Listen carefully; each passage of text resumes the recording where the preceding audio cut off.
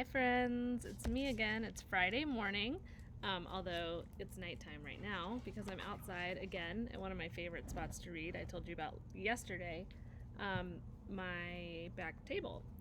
You can see my dogs over here. They like being back here too.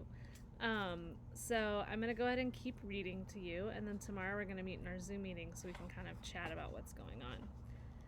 So chapter 24 is called The Bluff. The cows peered out from the barn at Roz. The robot was holding the rifle. She carried it to the far side of the pasture and placed it by her feet. When she began coating herself with mud and grass, and probably a little cow dung, with every inch of her body was concealed, she nestled down into the ground and became part of the landscape, an ordinary clump of grass. Here's the picture. I wonder where Roz learned how to do that. Sounds like something she used to do on the island. The cows were stunned. What's Roz doing? Is she all right? Where did she go? Roz had learned to camouflage herself back on the island, and now she was using that trick once again. She lay motionless for hours, waiting for the wolves to appear. Daylight faded, the stars came out, the moon climbed into the sky, but the wolves didn't show. So Roz tried something new. The robot was an excellent mimic, and she began crying out in the sad voice of a wounded calf. "Please help me," she cried. "I have hurt my leg and I cannot move." Crickets chirped. "Please help me," an owl hooted. "I cannot move." The calf's voice continued crying out. Finally, as the moon dipped behind the trees, 7 wolves slunk into the pasture. Shadow led the way, silently stalking through the night.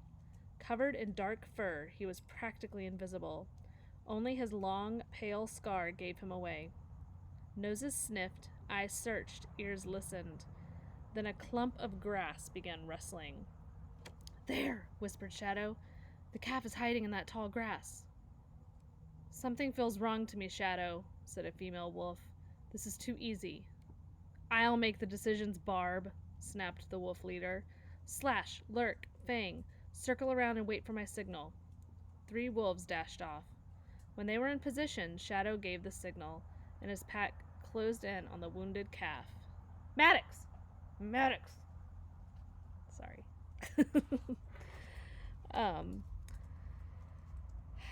With each step, the grass rustled more and more until the ground seemed to be moving, and then the ground really was moving. Grass and dirt crumbled aside, and there was the robot, standing tall, pointing the rifle at the wolf leader.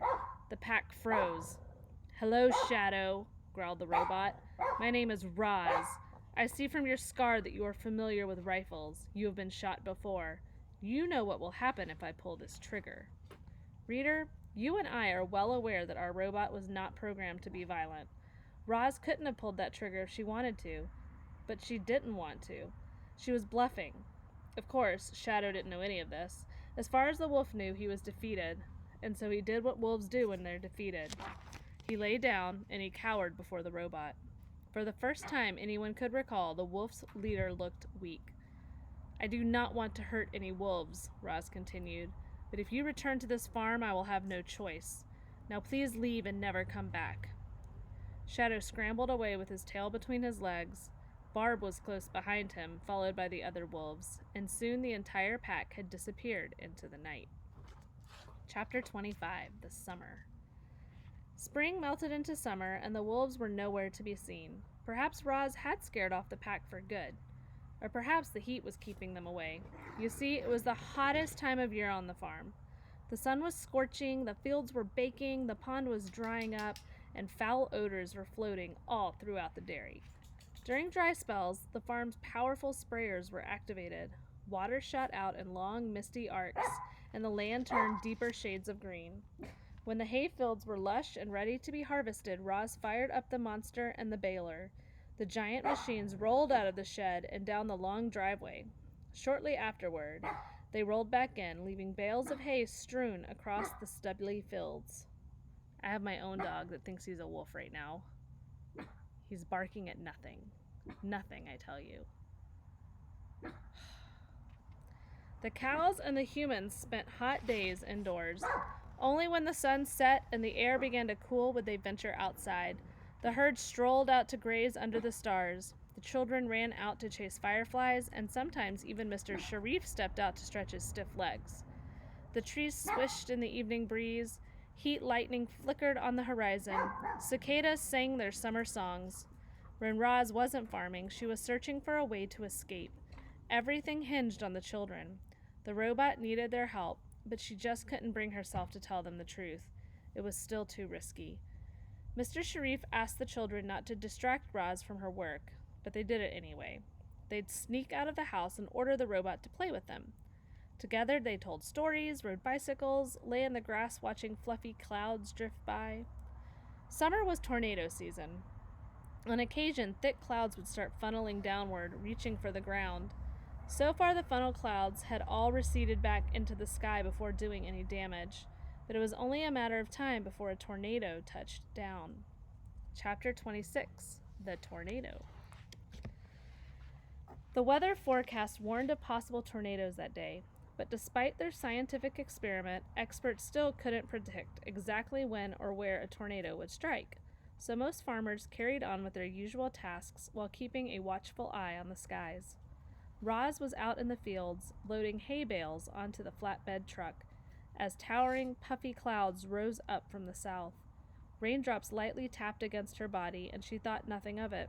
The wind began to blow, and still the robot continued with her work. It wasn't until the first flash of lightning that Roz finally called it quits.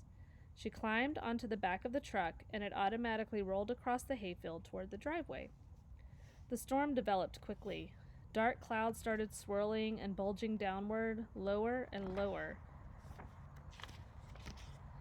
like a giant twisting finger pointing at the countryside. A tornado was beginning to form. When the truck reached the driveway, Roz hollered, "Drive faster!" The engine revved, the tires kicked up gravel, and the robot held on tight. The funnel cloud continued stretching downward. It brushed the tree line, and the leaves exploded into the air. Dust whirled around and around, rising higher with each spin. Then the tornado touched the ground. A siren sounded in the distance, but the tornado was growing noisier and angrier as it blew from the fields, and the siren was quickly lost to the howling winds. The truck charged up the driveway and into the clusters of farm buildings. Roz looked ahead at the house and saw frightened faces in the windows. "Go to the storm shelter!" she hollered in her loudest voice. Then she leaped off the truck and ran to help the Sharifs. This is a picture of the tornado. Leaves and sticks flew sideways, whipping against the robot's body, knocking her off balance. Behind her, the farm buildings rattled and groaned. The milking parlor was shaking violently. With a long, terrible screech, its entire roof peeled off and sailed away on the wind. 4 blurry shapes appeared in the backyard. Mr. Sharif shielded his face and hobbled alongside the house toward the storm shelter. He threw open the door and waved everyone down the stairs. Oscar went first, then Jaya, but Jad wasn't moving. "Come on, Jad!" yelled his father.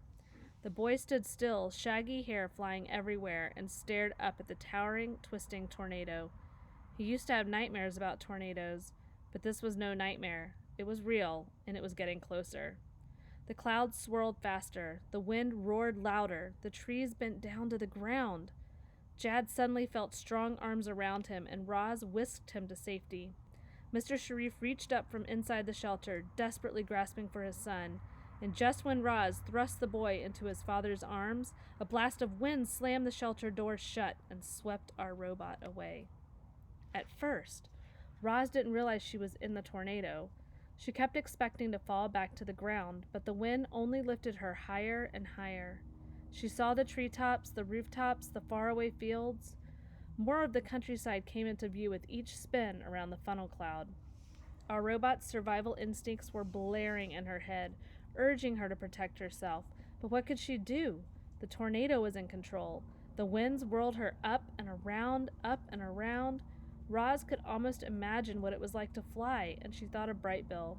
It seemed her final moments would be spent in her son's airborne world.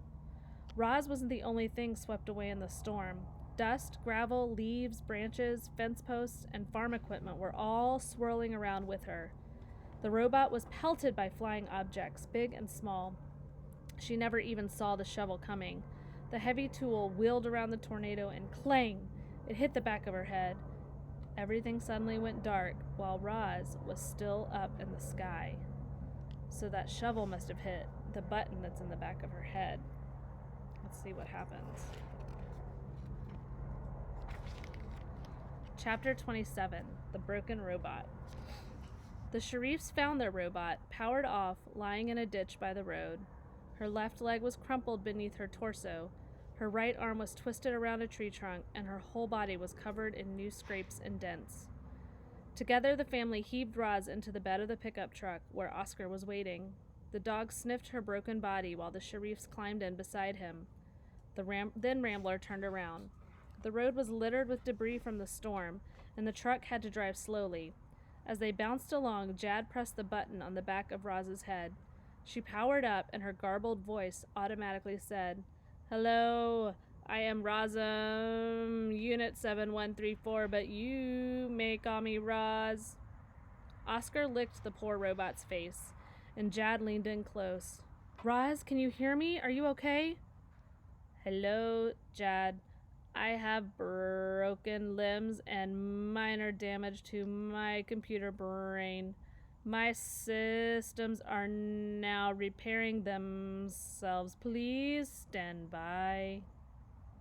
The robot's glowing eyes pulsed as her recovery program did its job, and before long, Roz sounded like her old self. "My computer brain is now fully functional." Jad wrapped his arms around the robot and sobbed.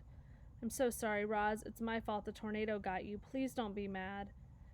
Now Jaya was crying too. She pulled her brother and her dog and her robot into a big hug.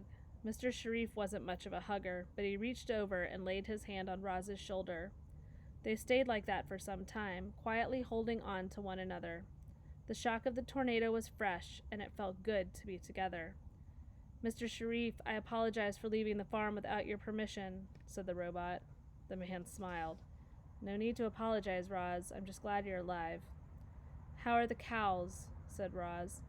"The farm is a mess, but the cows are fine," said Mr. Sharif.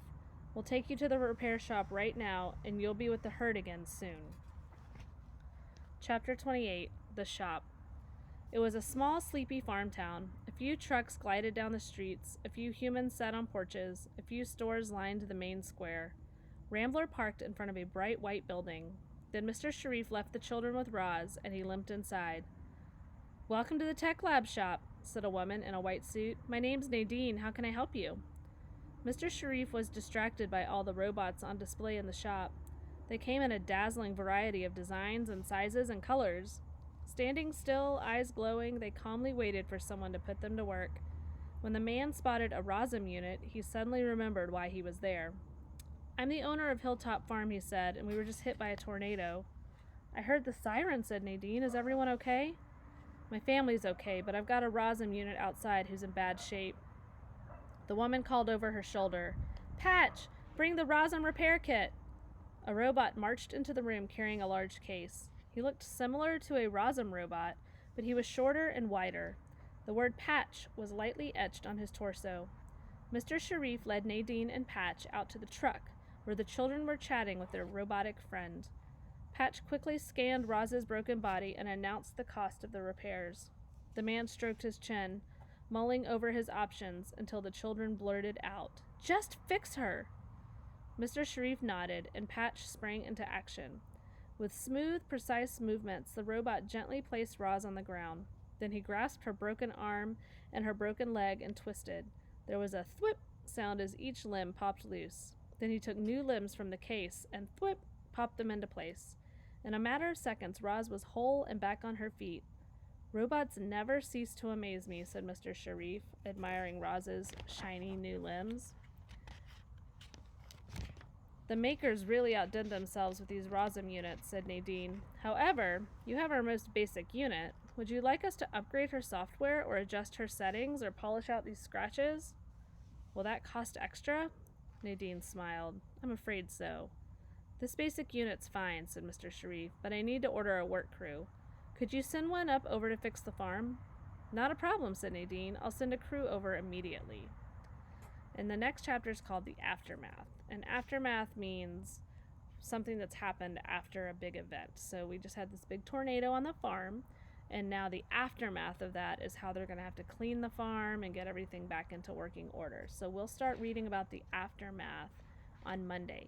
But I will see you at our Zoom meeting this afternoon at 1:30, and I'll email your parents and tell them what you need to bring, but just have some paper, a pencil, and we'll do some drawing. We might do some math, so we'll kind of see how it's going. Okay? I hope you guys have a great day, and I'll see you this afternoon. Bye.